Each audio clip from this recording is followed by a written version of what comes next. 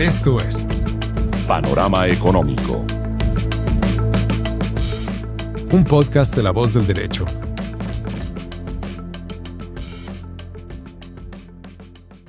Bienvenidos a Panorama Económico con la dirección general del doctor José Gregorio Hernández Galindo. Hoy nos acompañará Alejandro Velandia, Ivette Silva desde Dallas, Texas, quien siempre hace sus comentarios desde los Estados Unidos. Y también tenemos como invitados a Leonardo Urrea, economista de la Universidad Nacional y que también está adelantando estudios de doctorado en Princeton. Y a Yesid Soler, que es el presidente de la Asociación de Economistas de la Universidad Nacional. También está en la red, está dirigiendo la red colombiana de prospectiva.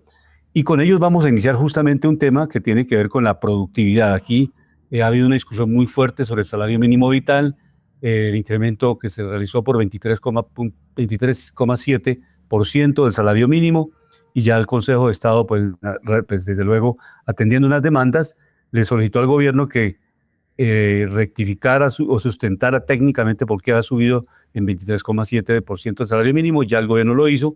Y naturalmente obviamente no está suspendido, no está en ningún momento ha sido suspendido, no ha sido relevado este porcentaje, entonces está vigente para los empresarios y los trabajadores. Seguirá el mismo pago cada mes, cada quincena, no se puede modificar hasta tanto el Consejo de Estado no falle de fondo.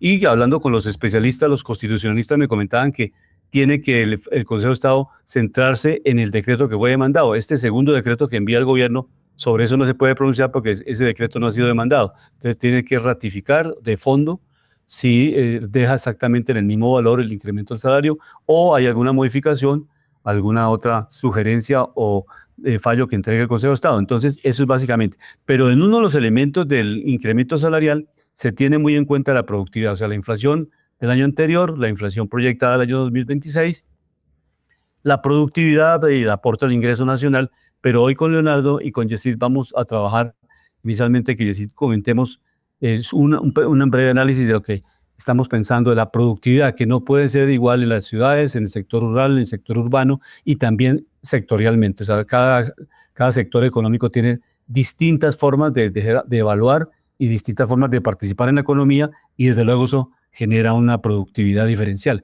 Iniciamos, Yesid, con este análisis del salario mínimo y sus opiniones para que posteriormente sigamos también trabajando este tema con Leonardo. Adelante y muy buena tarde y bienvenido a Panorama Económico. Muchas gracias. En principio, si quiere la palabra a Leonardo y enseguida haya una serie de comentarios. Perfecto, Yesid. Entonces, adelante, Leonardo, y escuchamos sus opiniones frente a este tema de la productividad, que es bien interesante porque todo el mundo pronuncia que debemos mejorar la productividad. El Consejo de Competitividad siempre habla de productividad, que si no mejoramos la productividad, pues que el país no es competitivo a nivel internacional. Pero cómo mejorar y cómo analizar desde un punto de vista más técnico y mucho más integral el concepto de productividad. Sí, gracias, Luis Alberto. Para mí un placer estar aquí en estos temas económicos. Empecemos por qué es el debate. Digamos, por qué se dio el debate macroeconómico en el país. El gobierno subió el mínimo 23% usando el argumento de que hay una brecha entre productividad y salarios. Esa brecha se calculó con un error, digamos, bien se ha dicho, en un paper de un colega, Daniel Osa, de la Universidad Nacional del 2018, donde se comparó la productividad por hora con un salario que es mensual por trabajador. Te estaba comparando peras con manzanas. Al corregirlo, lo hizo un colega también economista de la Universidad Nacional, José David Pulido. La brecha desaparece. Esto ha sido un debate de gente de la Nacional, como debe ser, ¿no? Este punto es importante porque esta es la raíz del debate. El debate es mucho más complejo porque desde la retórica oficial, todos los argumentos macroeconómicos del gobierno asumen que el salario mínimo mueve todos los salarios de la economía. Entonces, dicen que el salario mínimo, si mueven los salarios, entonces dicen mayor salario, mayor demanda, mayor crecimiento. Esto no es cierto por una sencilla razón. Uno, el salario mínimo solo cubre 2% de los trabajadores del país. Y además de eso, el salario mínimo tiene una mínima cobertura porque el 50% o 55% en las mediciones más conservadoras puede llegar hasta el 70 o 80%, pero el 55% son informales. Ganan, y la mayoría de estos informales ganan menos de un salario mínimo. ¿Esto qué quiere decir? Que estas personas no están cubiertas por el salario mínimo y este incremento los deja por fuera de eso. Entonces, para cerrar, digamos, este primer punto y empezar un poco la discusión y escuchar a Yesid y seguir después sobre los otros puntos. El debate fundamental es que el salario mínimo en Colombia es un instrumento que tiene un objetivo noble y redistributivo, pero es el peor instrumento para redistribuir y genera más problemas que beneficios. Es como ese radio del abuelo que todo el mundo quiere mucho, que está en la mesa, que funciona a veces. Coge un par de emisoras, pero todo el mundo en realidad escucha es con su radio en el cuarto o con el equipo de sonido, pero nadie se les ocurre tocarlo porque tiene una carga emocional. Eso pasa con el salario mínimo, que tiene una carga emocional obviamente entendible de la economía política y las luchas obreras de muchos, de casi 2 siglos. Entonces esa carga política hace que hablar de salario mínimo sea muy complicado. Inclusive la Corte Constitucional ha regido que no se puede tener disminuciones de salario mínimo, pero entran preguntas claves como, bueno, y si el salario mínimo es muy alto, o sea, después de esto que se crece 23%, es inconstitucional bajarlo, así se haya incrementado a 23%. Entonces, ese es el debate que tenemos detrás. Por el otro lado está el debate de la productividad, que es cómo medir la productividad de una economía, la productividad del sector trabajo, digamos del factor trabajo, pero cómo, si uno va a ajustar el salario mínimo, pues cómo mide la productividad de los trabajadores con salario mínimo. Y ahí es donde se ha dado, digamos, esta discusión de las medidas. Si ponemos las dos medidas bajo discusión en el debate macroeconómico, las dos medidas, la productividad total de los factores y la productividad laboral, las dos son imperfectas.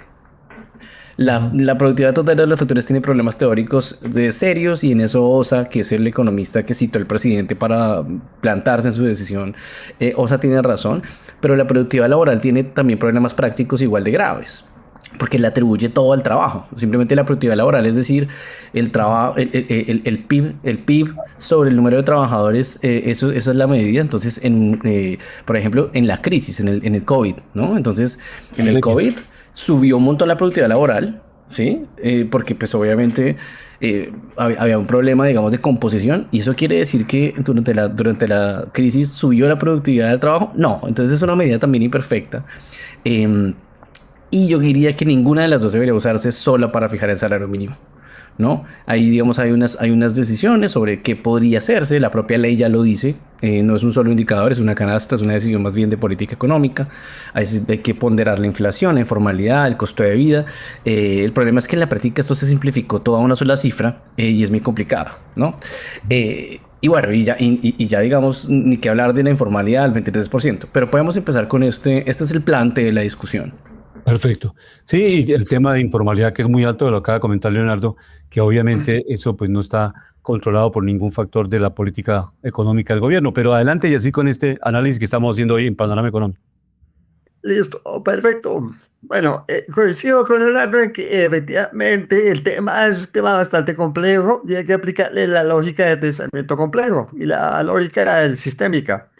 No solamente hay que tener en cuenta una variable, sino que hay que tener en cuenta varias de los indicadores y varios de los aspectos, no solamente de tipo económico, sino también aspectos técnicos, aspectos ambientales, sociales, psicológicos y de demás tipo, ¿no?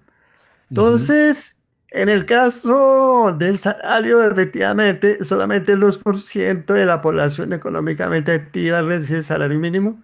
Y si uno analiza los sistemas económicos colombianos, porque no solamente existe un solo sistema, existe el sistema económico capitalista, que emplea más o menos 500.000 de personas, existe el sistema económico campesino, que emplea 3,5 millones de personas, y el sistema económico indígena, que emplea 1 millón de personas, el cooperativo, que emplea otro 1 millón de personas, el Estado, que emplea 1.500.000 personas, y el sector informal, que vincula a más de la mitad de la población.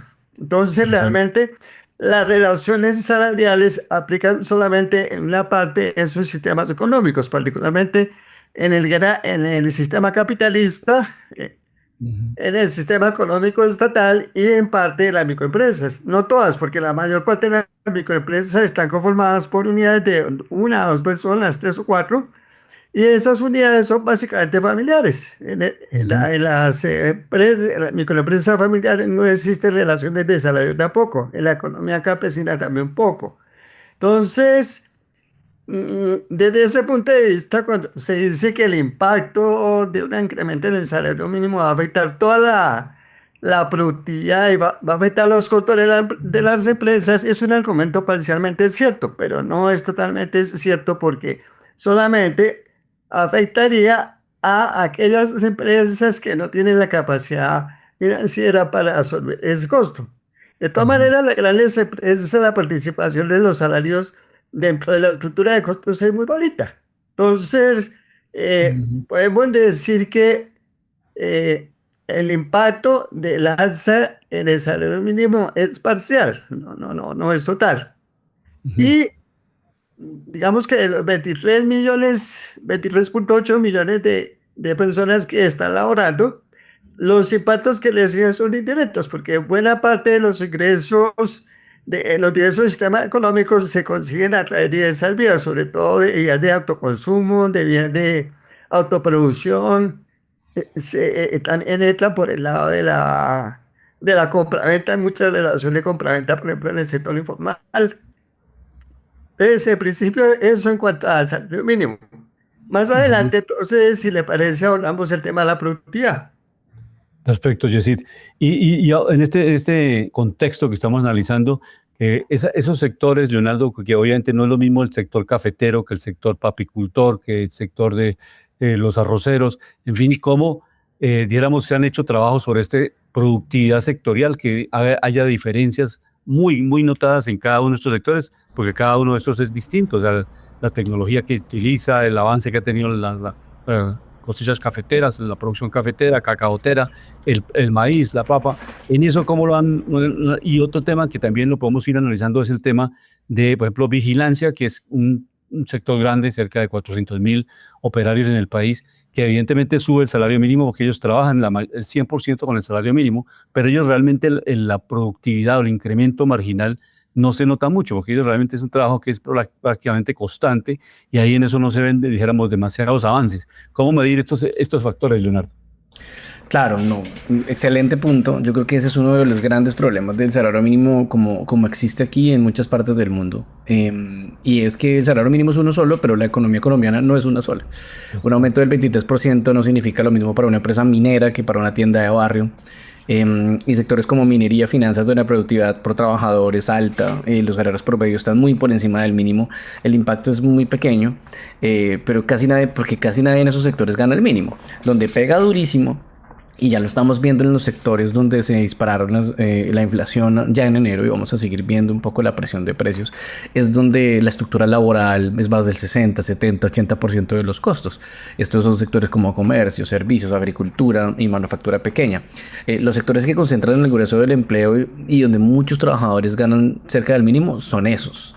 Entonces, hay un aumento que supera la productividad del sector, obliga al empresario a elegir, ¿no? A absorber el costo, reduciendo márgenes, subir precios al consumidor o dejar de contratar formalmente. Entonces, y en la práctica, en Colombia la tercera opción es la más común y por eso la informalidad es tan alta. Porque uno piensa, digamos, yo creo que hay un deporte, la gente dice que el deporte nacional es el fútbol y hay un montón de que es el ciclismo, pero el deporte nacional de alto riesgo es ser empresario, ¿no?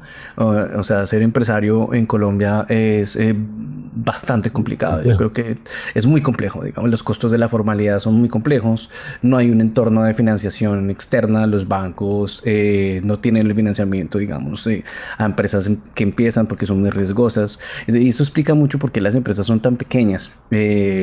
Parte de la estructura laboral, parte de la estructura tributaria, la tasa de renta corporativa es del 35%, más el ICA, más el IVA, que muchas veces en empresas de competencia, donde hay mucha competencia, no se puede trasladar al usuario final. Entonces, Esta heterogeneidad sectorial genera que pues el salario mínimo sea también, de nuevo, el radio de la casa del abuelo, que se nos queda corto para las necesidades que tiene al menos la política económica redistributiva en el país.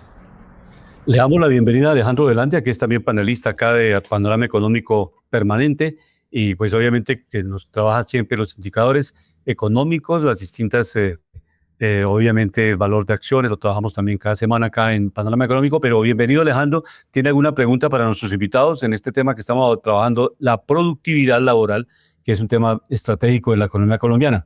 Muy buenas tardes para todos los oyentes de Panorama Económico, mis estimados colegas Luis Alberto, ingeniero de sonido Luis Daza, director José Gregorio Hernández Ganelindo y los invitados el día de hoy. Y pues analizando y escuchando los comentarios, me parece que es interesante algunos comentarios del señor Urrea cuando habla que ser empresario en Colombia es un deporte de alto riesgo. Es muy cierto, esto no se va simplemente a una frase teórica, sino es la práctica. Y esto obviamente, no sé de pronto si le faltó nombrar algo que es muy importante, en lo cual quiero que hagamos interlocución, el tema tributario, los impuestos. Hace unas semanas precisamente estuve con gente involucrada del sector carbón y muchos están trabajando a pérdidas. El gobierno de este momento inventó leyes, inventó tributos adicionales y obviamente eso los está afectando mucho a ellos. Recordemos que las materias primas son vitales y esenciales. O sea, un país jamás podrá reemplazar, si tiene materias primas, nunca podrá reemplazar materias primas por otras industrias porque son las que permiten precisamente la producción. Vemos países como Alemania, como China, que son muy transformadores de materias primas, parte de Estados Unidos que está recuperando esa capacidad, como Corea, como Japón, y muchos otros que también, por ejemplo, en Medio Oriente, se están volviendo muy desarrollados a nivel de diversificar economía, ya están ensamblando vehículos, están fabricando vehículos en ciertos países de Medio Oriente y están haciendo puente. Entonces, la moraleja acá, la interacción también es mirar cómo podemos cambiar de modelo, cómo podemos volvernos un país competitivo, porque Colombia tiene unas bondades naturales en la cual estamos ubicados en toda la mitad de América. No por nada lo comentaba en muchos programas.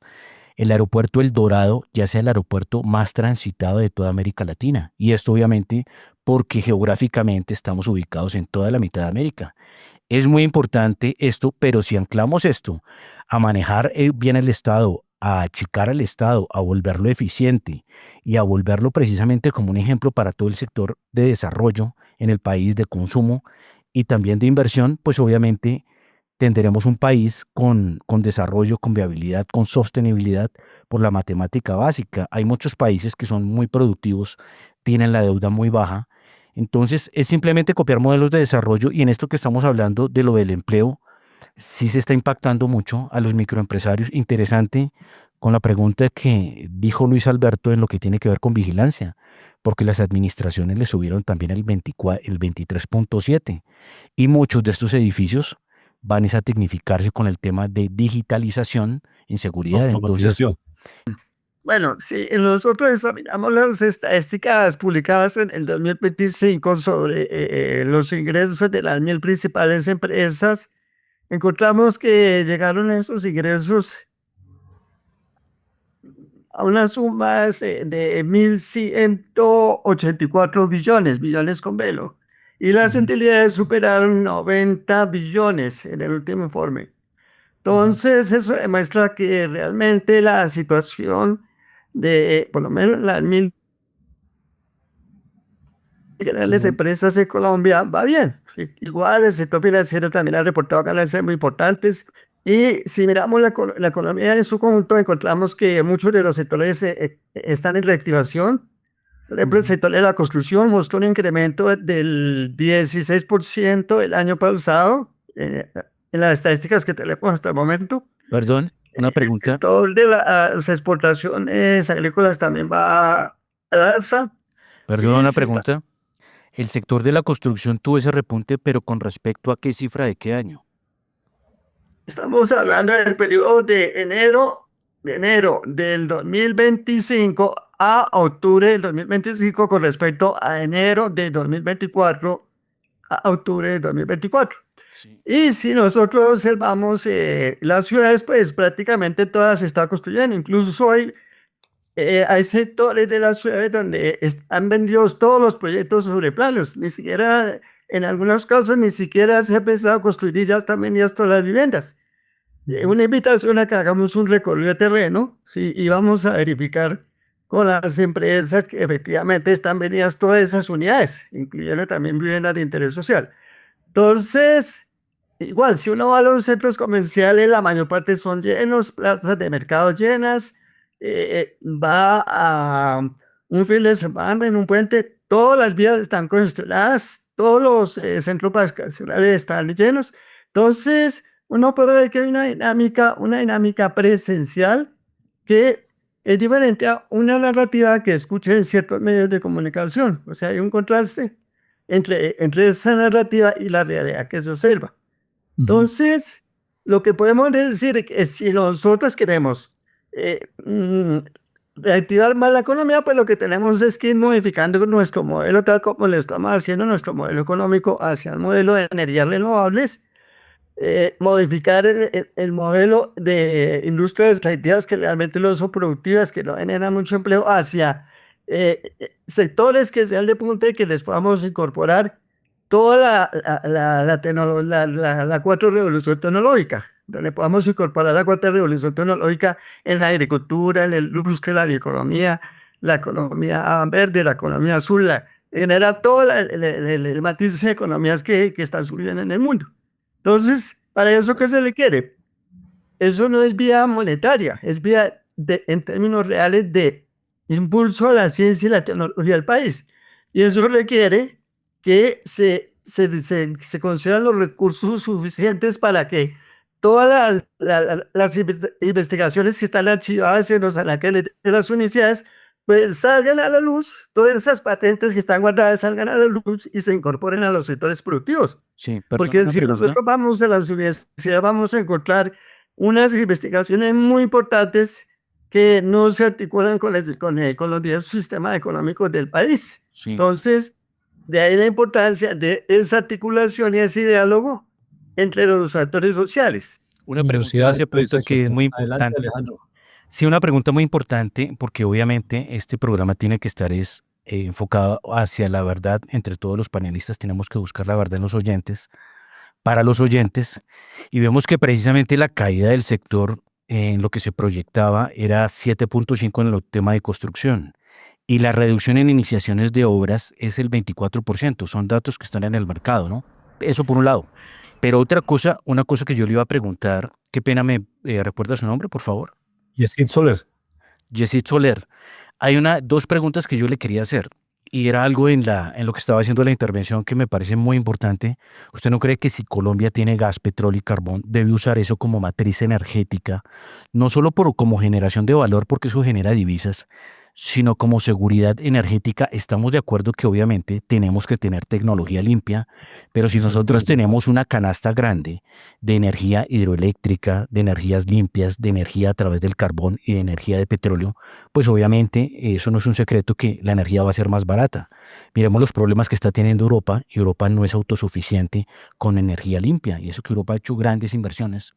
Pero el tema aquí son dos preguntas. Uno, ¿por qué es importante aquí manejar bien el tema tributario, volver a un Estado pequeño, para que precisamente la gente le quede más dinero y tenga menos impuestos que pagar?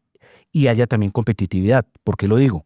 Porque cuando hay mucho impuesto en un país, la eficiencia, la productividad no es alta, la ciencia, la tecnología no es alta, pues obviamente los costos van a ser elevados.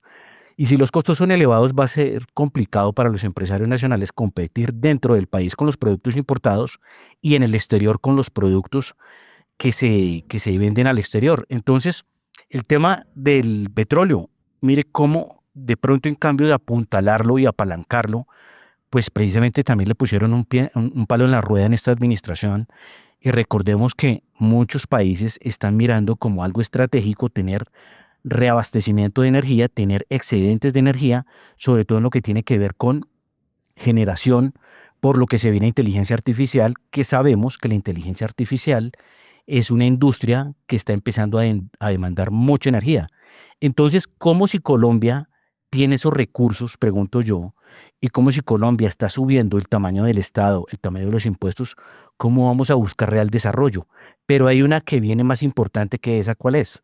El tema de la deuda. La deuda se ha incrementado muchísimo en el país. Lo que nosotros pagamos por intereses de la deuda son más de 100 billones. Recordemos que el presupuesto supera los 500 billones y si seguimos así, pues esto va a implosionar, ¿no? En lo que tiene que ver con el manejo fiscal. Bueno, yo voy a Sí. compartirles a ustedes un audio del presidente de Ecopetrol, porque es realmente hoy que se produce esta noticia que Colombia incrementa las reservas por 6.5 para el caso de petróleo y 8 años para el caso de gas. Vamos a verificar esas cifras. Escuchemos al presidente de Ecopetrol, a pesar de las dificultades que ha tenido el presidente de Ecopetrol por sus manejos administrativos, porque haber sido gerente de la campaña del actual gobierno, pero ahí sigue, la Junta Directiva lo ratificó hoy, esta semana lo ratificó, entonces Ricardo Roa sigue para terminar este gobierno posiblemente. Escuchemos a Ricardo Roa, presidente de Ecopetrol, y sobre eso iniciamos con Leonardo este análisis que para ir terminando en unos 5 minutos este análisis que estamos haciendo de manera compartida con Yesid, con Leonardo, con Alejandro. Escuchemos al presidente de Ecopetrol, Ricardo Roa. Estamos dándole una excelente noticia al país y a nuestros accionistas. Hemos registrado al cierre del 31 de diciembre del año 2025 el más alto índice de reposición de reservas de los últimos 4 años. Allá en el 2022 fue 104% el indicador de reposición de reservas y al cierre de diciembre del año 25 es de 121%. Y estamos reportando un cambio en la tendencia que traíamos en los últimos 3 años. Esto es lo que le da estabilidad al negocio. Esto es lo que le da estabilidad a la sostenibilidad económica del Grupo Ecopetrol como jalonador de los recursos necesarios para las inversiones en transición energética. Importante saber de dónde salieron estos 300 millones de barriles de reposición en un entorno muy retado de precios del crudo en la referencia Brent, que tuvieron una caída respecto al año 2024 del 14%. Esa referencia de precio hace que algunos activos dejen de ser rentables y dejen de ser atractivos y tengamos que trabajar una producción de 248 millones de barriles en el año 2025. Importante que se mantiene estable respecto a estos años que hemos venido trabajando en producir mucho más de lo que está en el plan normal de referencia. Entonces, teníamos al cierre del año 2024 1.893 millones de barriles de reserva.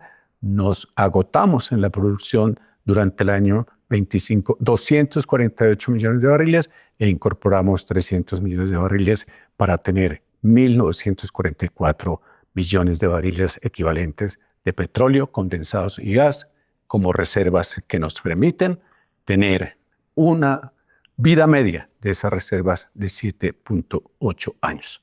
En crudo, 8.2 años y en gas, 6.3 años. Este es el gran esfuerzo de todos los trabajadores por proteger la sostenibilidad de la gran empresa de todos los colombianos. Perfecto.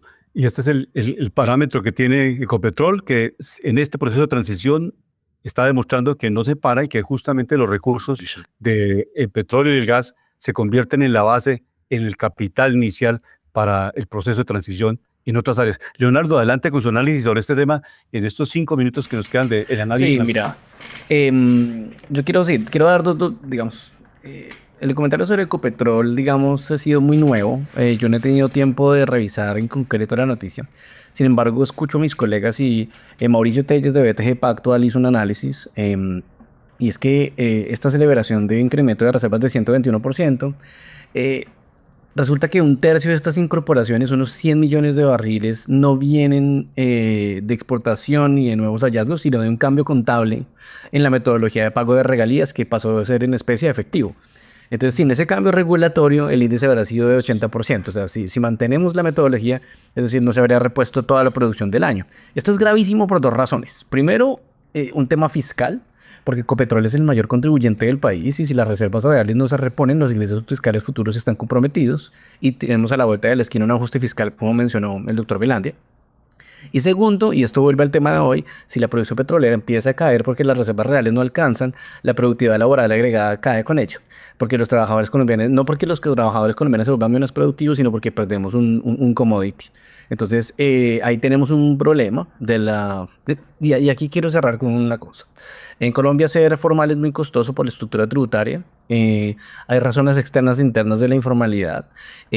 Pero esto es una muestra de que el gobierno no cuenta con la confianza en las cifras y cree que no existe una masa crítica de agentes económicos, políticos y jurídicos que puedan hacerle un control a sus medidas. Esto que o sea, están tratando a la gente de tonta, yo creo que eso no lo hace un Estado serio. Yo terminaría con eso. La política económica de un país tiene que dar confianza. Esa desconfianza se está viendo ya en las tasas de interés de los bonos de deuda pública. Y ese es el principal riesgo macroeconómico que tenemos hoy, el mal manejo de la deuda pública, del gasto público, haberse volado la regla fiscal y haber subestimado ingresos, pues eso está ahí en las cifras, ¿no? No es como dice mi colega Yesid, que uno sale a la plaza de mercado. No, las cifras del DANE son contundentes. Estamos en un proceso de desindustrialización que se aceleró durante estos 3 años, a pesar de los discursos de industrialización. Estamos en un proceso de bajo crecimiento económico y estamos en un proceso de una economía que crece con avances de tarjeta de crédito y a pesar de tener la deuda del pública reventada, está creciendo de una forma bastante mediocre. Sí, Luis Alberto.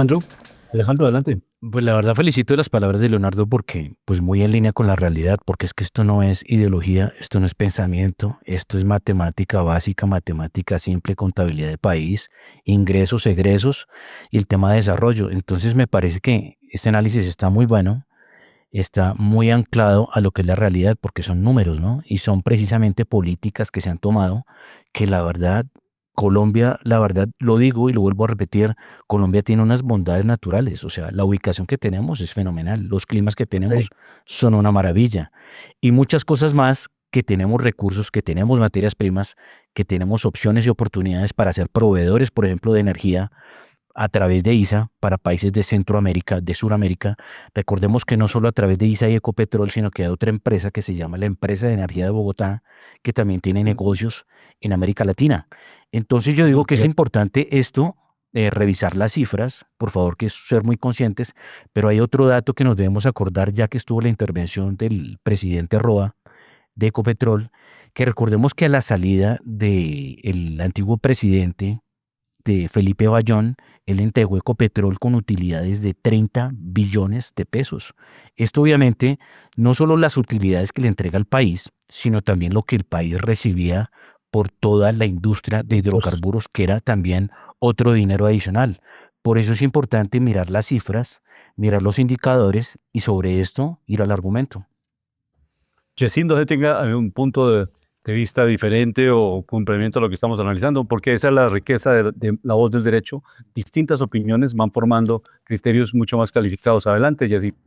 Bueno, gracias. Sí, si hablamos de cifras referidas, por ejemplo, a la matriz energética, encontramos que en el caso de Colombia, históricamente, el 70% de la energía es renovable, generada por las hidroeléctricas. Y un cambio pequeño que va creciendo es el de las energías no renovables que han ascendido hasta llegar al 13.87% de la actualidad. Y la idea es que esa tendencia continúe a partir de proyectos o planes como, por ejemplo, el proyecto prospectivo Colombia 2050, que es un plan que se concertó entre 4 grupos de actores sociales del país. También, si nosotros miramos las cifras de desempleo, encontramos que van descendiendo, mientras que la inflación ha sido controlada. En cuanto al tema de la deuda pública, pues, como sabemos nosotros, durante la pandemia hubo un endeudamiento en torno al COVID y ese endeudamiento pues, es un cheque que se le pasó a las generaciones futuras. Varios análisis han demostrado que no eran necesarios muchos de esos gastos, que se hubiera podido asumir una serie de costos internamente con el talento nacional. Y si hablamos de ideologías, pues todas las teorías económicas tienen ideologías y todas las concepciones políticas tienen ideología. Ningún concepto, ningún pensamiento es exento de las ideologías. Ahora, hay fenómenos que se pueden cuantificar y hay fenómenos que no se pueden cuantificar. Entonces, lo que uno puede es contrastar las estadísticas que se observan, ¿sí? Por ejemplo, el Producto Interno Bruto solamente refleja el 50% de la realidad del país y el 50% de la realidad del mundo, tal como lo mostró un premio Nobel de Economía. Porque la otra mitad del Producto Interno Bruto no es monetaria, es la otra mitad del Producto Interno es economía natural, que es la economía de los otros sistemas económicos a que me referí inicialmente, o sea, el sistema económico campesino, el indígena, el artesanal, que no pasa por los flujos monetarios del país.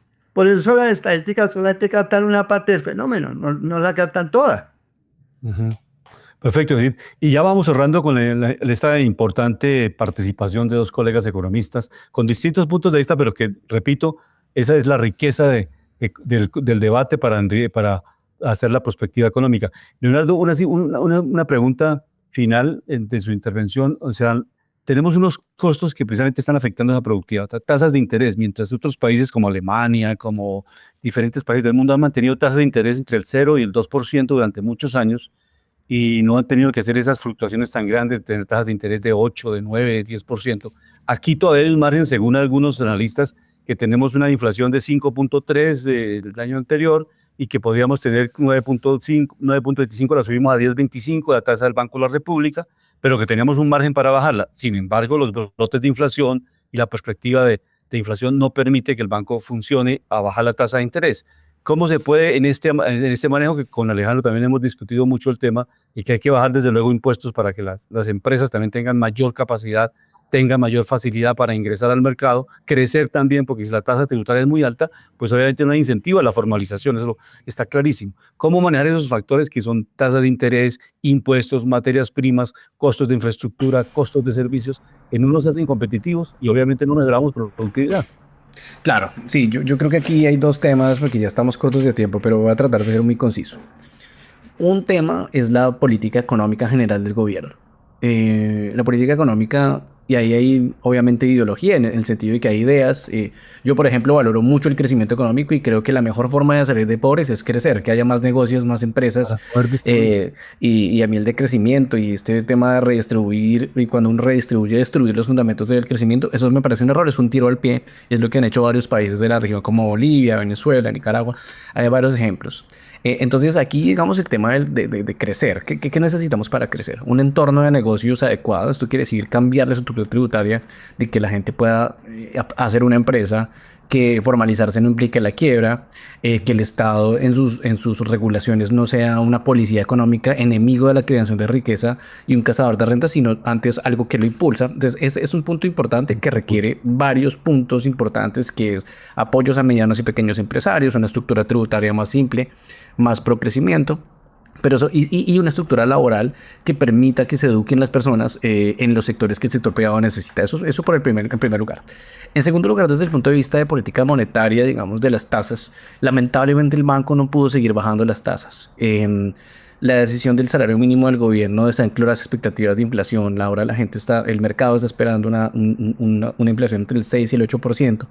Y resulta que es que en un esquema monetario como el que tiene Colombia, el principal activo del Banco Central es la confianza. El activo que tiene el Banco Central es la confianza del mercado, la confianza de los agentes económicos. ¿Por qué? Porque en economía existe un fenómeno que son las profecías autocumplidas. Si todo el mundo cree que la inflación va a ser 6%, pues toman decisiones y ajustan los costos de que es 6% y al final es 6%. Entonces, por eso el banco tuvo que hacer este ejercicio de subir la tasa para tratar de controlar las expectativas. A pesar de eso, un nuevo informe de ANIF de ayer salió diciendo que no ha sido suficiente. Y esto es muy complicado porque entonces el banco va a tener que seguir un poco apretando la economía en tasas de interés para que se ajusten las expectativas de inflación, al tiempo que vamos a tener que hacer un ajuste fiscal. Ahora, en temas de inversión y financiamiento, el financiamiento está muy costoso porque los bonos la distancia entre la tasa del Banco de la República, que es 10%, y la tasa que paga el bono de deuda son básicamente 3%. Los bonos pagan 13% y ese spread, esa distancia entre esos dos financiamientos, es puro riesgo fiscal. ¿Eso qué quiere decir? Que si una constructora va a poner una hipoteca al 12%, pero el bono del gobierno le paga 13%, la gente piensa, no, el inversionista se va y le da platas al gobierno. Entonces el gobierno está cogiendo un montón de financiamiento interno, un montón de financiamiento externo, y usted puede verle las cifras de la superintendencia financiera.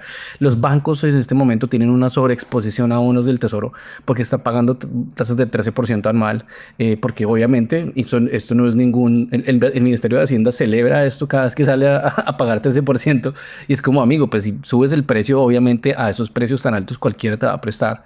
Entonces, este es un problema que está afectando también la inversión y explica mucho por qué la inversión como porcentaje del PIB está en mínimos históricos. Esto es muy grave, y termino con esto, porque la semilla del crecimiento futuro es la inversión en promoción bruta de capital. Y si los recursos del país están financiando al Estado, un Estado que gasta mal, un Estado que no es eficiente, que no tiene transparencia, en vez de financiar inversiones privadas, maquinaria de equipo, nuevo software, pues es una economía que se está tirando un tiro al pie en su crecimiento futuro. Así es. Leonardo, muchas gracias. Y porque tenemos que pasar a la sección internacional. Alejandro, siga porque nos quedan un minuto para pasar a panorama internacional. Hay una cosa muy importante y estamos en línea, y yo creo que estamos en línea es porque pues Leonardo creo que está metido en mercado de capitales, y obviamente cuando uno está metido en ese tema ve la claridad, ¿no? Y hablo de la ideología, ¿por qué? Porque es que vuelvo y repito acá en este programa, hay mucho profesor de economía que se quedó en los libros y no se pone a mirar las dinámicas reales de economía. ¿Qué es mejor? Los estudios de una universidad que se hacen con datos pasados y con argumentos y teorías de gente que no ha estado en la práctica, o de personas que son actuantes en el mercado. Es importante mirar eso. O sea, uno se puede leer 500 libros de algo, pero si uno no va a la realidad, va y no mira los datos reales, no está untado ni empapado de las cosas, pues es complejo. Precisamente lo decía, yo estuve hace unos días reunido con sector energía, que tiene que ver subsector carbón, y me comentaban todo lo que está pasando, todo lo que, mire, no solo están sufriendo ellos, están sufriendo pueblos que el vértice y la matriz era la energía a través del carbón, ¿sí? Entonces, los componentes de energía son tan importantes, y claro que Colombia tiene gran parte de su matriz energética en hidroeléctrica, pero es que resulta que nosotros exportamos petróleo. El tema del gas también es muy importante para las industrias, y esto hay que explicarlo, lo que deriva en las consecuencias. Por eso es importante, y por eso también hay algo que citaba Leonardo: el 13% no se celebra, y el gobierno está metiendo en problemas a las generaciones futuras y está metiendo en problema al próximo gobierno, porque estar pagando el 13%, estar pagando más de 100 billones de pesos de deuda, de intereses, es algo muy complejo. ¿Qué le va a pasar a Colombia si no hace un reajuste? Si no se le van a quitar una cantidad de subsidios que se le pusieron a ciertos sectores de la sociedad y se les mal acostumbró, ¿qué van a hacer? Reventar Colombia, reventar el país, pero ¿quién va a pagar esta factura? Y esto no es sostenible, eso se sabe. Europa, cuando casi se quiebra los bonos de deuda pública entre 2010 y 2013, a muchos países les tocó hacer recortes muy fuertes, entre ellos Grecia. Alemania se cansó de ayudarlos. Entonces, no repitamos esta historia y no llevemos al país Colombia a un tema donde nosotros, no hemos incumplido con el pago de la deuda. Entonces, es importante mirar las cifras y ser muy prudentes. A Leonardo, muchas gracias por su intervención, y esperamos en un próximo programa poder volverlo a encontrar o a invitarlo para que participe en estos debates que hacemos acá en Panorama Económico, en este análisis que hacemos, más que debate, es un análisis. Muchísimas gracias, un placer, ha sido un placer, sí señor. Muchas gracias. Está en Washington, ¿no? Estoy en Pittsburgh.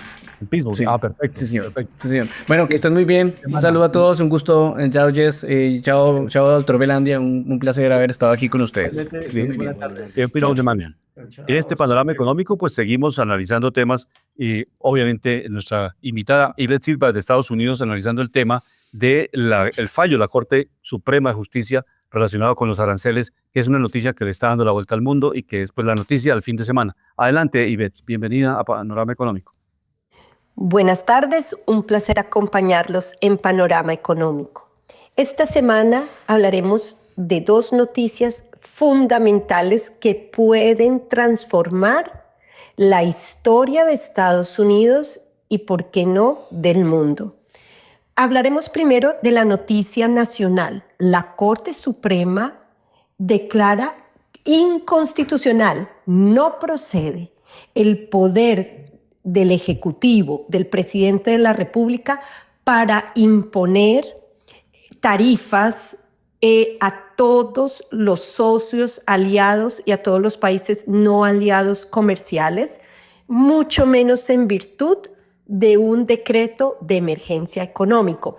Esta decisión es clave para el respeto de el balance de poderes, dado que es el Congreso de los Estados Unidos de América quien debe dar la aprobación para imponer estas tarifas a nivel mundial y a nivel incluso federal. ¿Qué sucede? La situación política de Donald Trump con los republicanos era una cuando decidió iniciar todas sus políticas arancelarias alrededor del mundo. Tenía mucho apoyo de MAGA, mucho apoyo de los republicanos. Si esto se llevara hoy día al Congreso, ningún representante de la Cámara ni senador, nadie está contento cómo va la economía en los Estados Unidos. Sí han subido acciones en el sector de tecnología, de defensa, de robótica, han subido acciones, pero ya hablaremos de esto. Pero la realidad de los Estados Unidos es que no se ha logrado bajar la inflación, no ha bajado los índices económicos de desempleo, no hay un horizonte económico que le dé seguridad a los ciudadanos norteamericanos. Y tengamos en cuenta que quienes acarrean la carga tributaria con los aranceles internacionales, con las tarifas internacionales, son los ciudadanos americanos.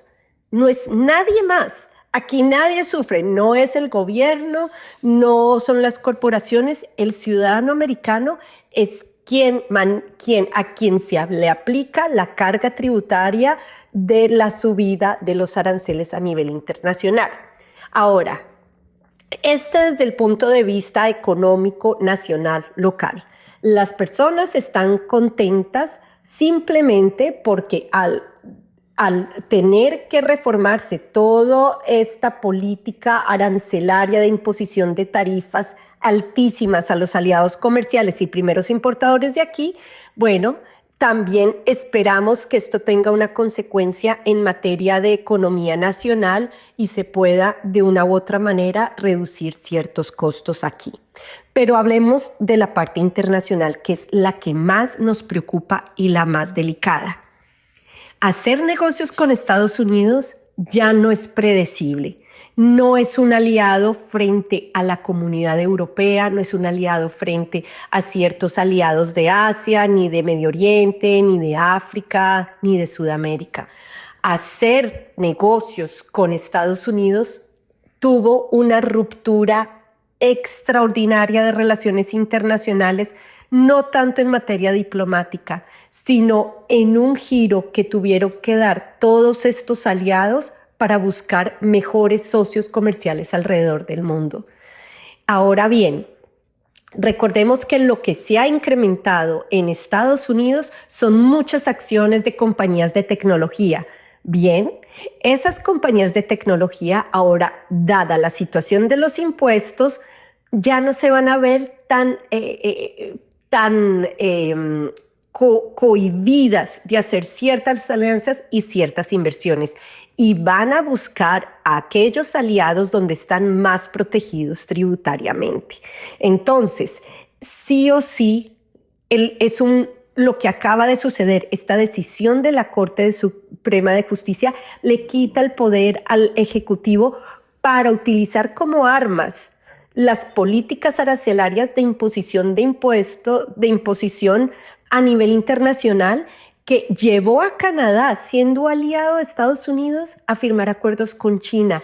Llevó a la Comunidad Económica Europea a decir, no podemos contar con los Estados Unidos. Primero, tenemos que armarnos, y segundo, tenemos que ser nosotros los que veamos cómo podemos salir adelante sin contar con los Estados Unidos. Y esto genera muchas consecuencias a nivel internacional. ¿Por qué? porque ya no siendo aliado y habiendo chantajeado y utilizado como armas las políticas arancelarias, ya las personas deciden hacer nuevos socios comerciales, irse con los rivales económicos de Donald Trump, que es China y otros países, y pues esto va a afectar muchísimo la política y la economía de los Estados Unidos de ahora en adelante.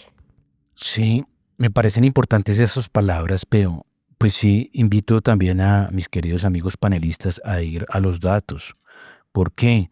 Porque es que si no va a recoger información o argumentación en base a lo que dice un noticiero o dice de pronto alguien en la televisión y uno va a mirar datos, cae en el error. Por ejemplo, vamos a decir que no solo las empresas tecnológicas son las que andan altas en valorización. Si vamos a mirar, por ejemplo, la acción de una de las empresas más importantes de Estados Unidos que no está dentro del sector de tecnología, que es la Chevron Corporation, está dentro de sus máximos históricos. Está haciendo máximos históricos. Esta empresa junto con la ExxonMobil son de las compañías de energía más importantes o están dentro de las 3 y 5 compañías de energía más importantes de los Estados Unidos. Si vamos a mirar toda la transformación, claro que de comercio sucedió en Estados Unidos es porque Estados Unidos lo necesitaba. O sea, Estados Unidos no podía vivir en un déficit grave perpetuo a nivel comercial porque esto le trae muchos problemas de competitividad, de productividad, de que se le salen muchos dólares y también el tema de que China precisamente muchas veces compite de forma desleal. Canadá y China sí. Canadá estaba buscando a China, ¿pero por qué? Porque es que Estados Unidos le dijo, mire, nosotros tenemos un déficit comercial muy grande que siempre, los últimos años, lo ha favorecido mucho a usted. ¿Usted qué nos está dando a cambio? ¿Y usted cómo está compensando también en comercio, ya que somos socios? Y que Estados Unidos ha sido un gran socio, no solo militar, político, sino también comercial de Canadá, le estaba pidiendo también su cuota como buen amigo de intercambio. Entonces hay que mirar estos datos que me parece que son muy importantes. Y hablando también, tema de inflación. No sé de dónde se saca el dato de inflación, porque la inflación, Luis Alberto, cayó del 2.7% al 2.4%. La meta de inflación es el 2%, pero cuando el país está entre 2 y 3%, no hay emergencia, la inflación y el mercado van de la mano. O sea, ¿en esto qué quiere decir? Que no hay un síntoma de que la inflación está en problemas, y lo que sí traía problemas de inflación era la inflación que había tenido Biden durante su gobierno, que llegó a tocar hasta el 9.1%. Y ahí es cuando yo digo, ¿por qué cuando habían esos problemas tan graves, destructores de economía en Estados Unidos, destructores de empresas, destructores de consumo, porque esto hace pérdida de la capacidad de los compradores, por qué no se hablaba de esto? Y el problema me venía de allá. Entonces, si vamos a mirar datos reales, yo por eso invito a mirar y auditar no lo que sale en las noticias, no lo que sale en los diarios, sino a mirar la información que mira el mercado, que es lo que miran las empresas. Vamos a recordar datos de Estados Unidos para que lo tengamos presente, estos datos auditados en el mercado. Recordemos que el impuesto sobre las sociedades en Estados Unidos es el 21%. Donald Trump fue el que lo bajó a este nivel del 21 porque estaba en el 35. Miramos, por ejemplo, los PMI manufacturero, no manufacturero y de servicios están en 51.2, 53.8 y 52.3. La confianza del consumidor sube de 56.4 a 56.6. También miramos otros datos que son muy importantes. Recordábamos, tasa de inflación sigue descendiendo, pasa del 2.7 al 2.4. Esto favorece mucho para las empresas, la competitividad y el mercado de los Estados Unidos. Y hay otro tema también muy importante. La tasa de desempleo cae del 4.4 al 4.3%.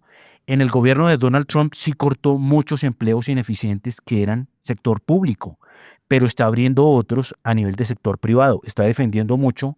En esta semana hubo una reunión con compañías de transformación de materias primas como compañías como la US Steel, la del acero, donde muchas personas en el norte de Estados Unidos, donde estas industrias están felices, porque está reactivándose mucho la industria del carbón, se está reactivando mucho la industria del acero, la transformación de muchos metales. Hay inversiones muy importantes que Donald Trump durante su gobierno, que lleva un año, nomás ha asegurado ya negocios de inversión, de intercambio, dentro de los Estados Unidos de 18 billones de dólares. La última reunión que tuvo con la ministra de Japón, se hicieron pactos para que se invirtiera en los Estados Unidos fábricas y a nivel de desarrollo e industrialización por $550.000 millones. Entonces estos datos son verídicos y como lo decimos, la inflación 2.4% y también vamos a mirar el tema de crecimiento que también es muy importante. Mirábamos que el crecimiento de Estados Unidos... 30 segundos, Alejandro, para cerrar el programa. Sí. Gracias, Alejandro, muy amable por su comprensión. Venía el tema de crecimiento en Estados Unidos que me parece muy importante. Sí. Venía creciendo hablando de lo que tiene que ver con el Producto Interno Bruto. Gracias. En la próxima emisión entonces damos más cifras para complementar porque llegamos al final, es que el ingeniero de sonido nos estaba controlando el tiempo para llegar al final de Panorama Económico y lo que estábamos comentando en manera resumida es el fallo de la Corte Suprema, es un fallo que ya es un hecho y entonces vendrán muchas demandas a los Estados Unidos de las multinacionales de Europa, de todas que les han cobrado este arancel y que de todas maneras van a demandar. Son $175.000 millones que se han cobrado. Entonces, eso es lo que ya está como efecto porque es una realidad. La Corte Suprema, 6 votos a favor y 3 votos en contra. O sea, la Corte Suprema tomó esta decisión y sobre eso analizaremos la próxima semana. Llegamos al final de Panorama Económico con la dirección general del doctor José Gregorio Hernández Galindo. Hoy estuvimos Alejandro Velandia y Beth Silva desde Dallas, Texas, Alberto Ávila en control de sonido, el ingeniero Luis Daza, nuestros invitados Leonardo Urrea, Yesid Soler. Los esperamos en la próxima semana en otra emisión de Panorama Económico. Panorama Económico. Un podcast de La Voz del Derecho.